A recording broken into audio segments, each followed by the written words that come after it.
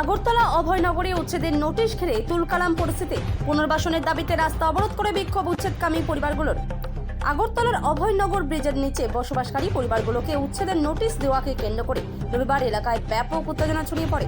প্রশাসনের পক্ষ থেকে পুনর্বাসনের কোনো সুনির্দিষ্ট ব্যবস্থা না করেই উচ্ছেদের নির্দেশ দেওয়া হয়েছে।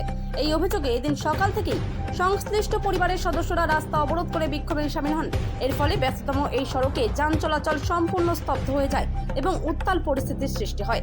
উচ্ছেদকৃত পরিবারগুলির দাবি, তারা দীর্ঘদিন ধরে ওই এলাকায় বসবাস করছেন। এখন হঠাৎ করে তাদের মাথার উপর থেকে ছাদ কেড়ে নেওয়ার নোটিশ দেওয়া হয়েছে, কিন্তু তারা কোথায় যাবেন বা কোথায় থাকবেন সে ব্যাপারে প্রশাসন বা ত্রিপুরা সরকারের পক্ষ থেকে কোনো বিকল্প ব্যবস্থা করা হয়নি।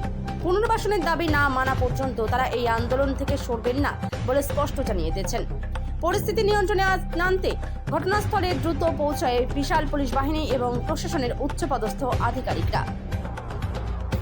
ত্রিপুরা থেকে বিক্রম কর্মকারের রিপোর্ট, বিগ নিউজ বাংলা। এরপরে বর্ষায় মানে ছেড়ে যাইতো আমরা কই যাইতাম খোলা পানি ছোটো ছোটো নিয়ে তো স্কুলই তো এখানে তো আমরা তো ভোট এখানে আধার সব এখানে তো নতুন করে কোন জায়গায় বানাবো আমরা এটাই তো আমরা এখানে রাস্তা ব্লক করতেছি। কত বছর ধরে এখানে আছেন আপনারা? এখানে তো 40-50 অনেকে আছে, 60 অনেকে আছে, 40 অনেকে আছে। আপনার দাবি কি? তো গড় ওই কোন দিকে ছেড়ে যাইতে গড়ের মধ্যে একটা ব্যবস্থা করে অল্টারনেটিভ ব্যবস্থা মানে কোনো ব্যবস্থা কোথায় কই না,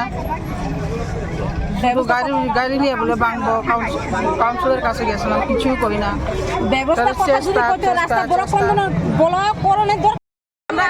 আবার মাটি করে গেছে ঘর ভাঙবো, তোমার ঘরটা জিনিস সরাই তো কালকে সোমবার কালকে ওয়ার্নিং দিছে, 25 দিন মাটি করে গেছে, সোমবার দিন সকালে আইয়া ঘর ভাঙবো, তোমার ঘর খালি করো। আমরা কই যাইবো, কই থাকবো, মায়া পোলা লইয়া আমরা ঘর ছাড়া থাকতে পারবো না। আমরা ঘর ভাড়া কেমনে থাকবো? এই নিজের ঘর ফালাইয়া এক বছর আমরা ঘর ভাড়া থেকে মন টিকবো নিয়ে আমরা দিত না, আমরা ঘর ছাড়া দিত না, আমরা ঘর দিত না, আমরা ঘর ভাঙতে দিত না। আমরা রাস্তা পয়লা দরজা গাড়ি আইলে দরজা গাড়ি উপরে আমরা পয়লা মরবো, মাইরে দিয়ে যা আমরা রাস্তায় পয়লা মরবো। মানে কি এর লিগে আপনারা এই অবরোধটা করছেন? ঘর নোটিশ দিছে সরকার, তুলবো ভাঙবো ঘর আইয়া, দরজা গাড়ি আইয়া ভাঙবো কালকা সকালে সোমবার। এরপরে আমরা রাস্তা বলো করতেছি এখন।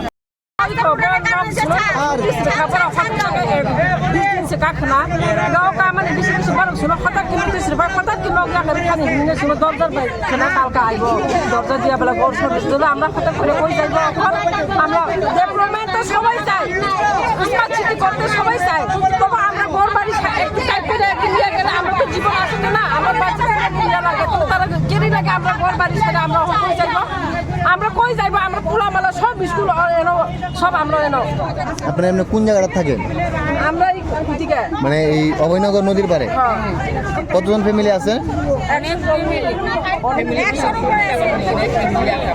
কতটা মোটামুটি আমরা কিচ্ছু চাই না, আমরা বসবাস চাই। আমরা বসবাস দিলে সরকার লাগে, সরকার টাকা নিতেই পারে, আমরা না করতাম না, কিন্তু আমরা বসবাস দেন। আমরা খুঁজছি, আমরা পার্টিটি বুঝি না, আমরা জনতা, আমরা জনতার সাহায্য করেন বৃদ্ধি খুঁজছি।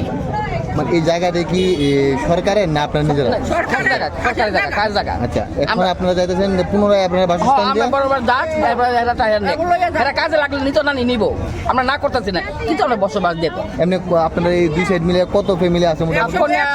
মিলে কবে নোটিশ দিছে? 3টা নোটিশ আছে, তারিখ তো আছে একটা, এই যে সামনে মাসে, এই মাসে 3 তারিখ দিচ্ছে আবার একটা, আবার 22 তারিখ একটা, আর সব পরশুদিন মাইকিং করে গেছে যে কালকা গাড়ি দিয়ে তুলে নিব গা।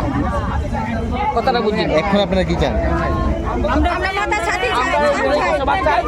বসবাস দেন, আমরা ঝগড়া নাই, জাতি নাই, আমরা কোনো দরকার নেই।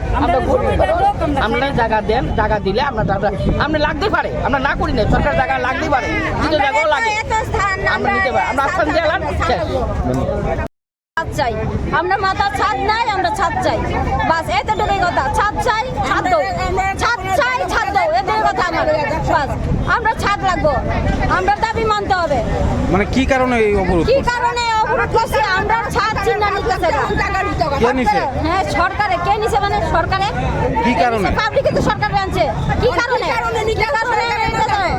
আমরা না তুলে একটা গরু একটা কুত্তারে তো মারতে পারে না, একটা কুত্তারে তো মারতে পারতো না, যে আমরা দরজা দিয়ে মারা লাইব, একটা কুত্তারে তো মারানোর ইয়ে নাই, আইন নাই, আমরা কেমনে যাবো গা, কেমনে কেড়ে নিয়ে যাবো, এটা হয়নি, এটা হয়নি, এটা মানুষও তাই নি, সরকার একটা মানুষ, আমরা তো ভোট দিয়ে সরকারে আনছিলাম না, এইটাই আশা নিয়ে আনছিলাম, আমরা তো একটা বাসস্থান দিব না, একটা আবাসন হোক, একটা জায়গা হোক, একটা মাথা গুঁজে যাতে পরিবার নিয়ে থাকতে পারি, এই জিনিসটা তো দিব না, এই জিনিসটা যাতে পাই আমরা, এটাই চাই আমরা সারা সরকারে কোনো ইয়ে করি না, অমান্য করি না, আমরা সরকার আমরা কথা মানতে হইব। এখানে খবর ব্যাপারটা হচ্ছে কি, এরা যারা এদের এখানে নদীর পাড়ে ওদের বসবাস করে এবং এটা সরকারি জায়গাতেই ওরা থাকে। কিছু কিছু লোকের বক্তব্য 20 বছর, 15 বছর, 30 বছর। আবার কিছু কিছু লোকে এখানে গৃহহীন যারা আছে এখানে দালান ফালান করা আছে, আবার ভাড়াও ব্যবস্থা করে রাখছে, তো ভাড়াও দেয়, অন্যরা ভাড়া থাকে। তো নদীর পূর্ব দিক এবং পশ্চিম দিক, পূর্ব দিকে 5-6টা ফ্যামিলি আছে, আর ম্যাক্সিমামে পোর্শন হচ্ছে ওই পশ্চিম দিকে। সুতরাং আমার বক্তব্য একটা জায়গাতে যে সবটা কাজই হোক আলোচনার মাধ্যমে, গৃহ যাদের নাই গৃহহীনদের গৃহ দেওয়া এই সরকারের মোটিভ এবং এই সরকারের বক্তব্য গৃহহীনকে গৃহে দাও। সুতরাং সরকারের যে বড় যে প্রজেক্টগুলি আছে এগুলি বিক্রি করে দেওয়া, গৃহহীন গৃহ দিলে দেওয়া ঠিক আছে। সুতরাং এটা আলোচনার মাধ্যমে, এটা উচ্চ পর্যায়ে আলোচনার মাধ্যমে যাতে করে তাদের জীবন জীবিকার জন্য, থাকার জন্য ব্যবস্থা করা হয়, আমার পক্ষে একই বক্তব্য। সুতরাং এভাবে রাস্তা বন্ধ করে দিয়ে, জনজীবনকে বিচ্ছিন্ন করে দিয়ে আদায়টা বা যে স্বার্থ সিদ্ধি করা, এটা কিন্তু কঠিন কাজ।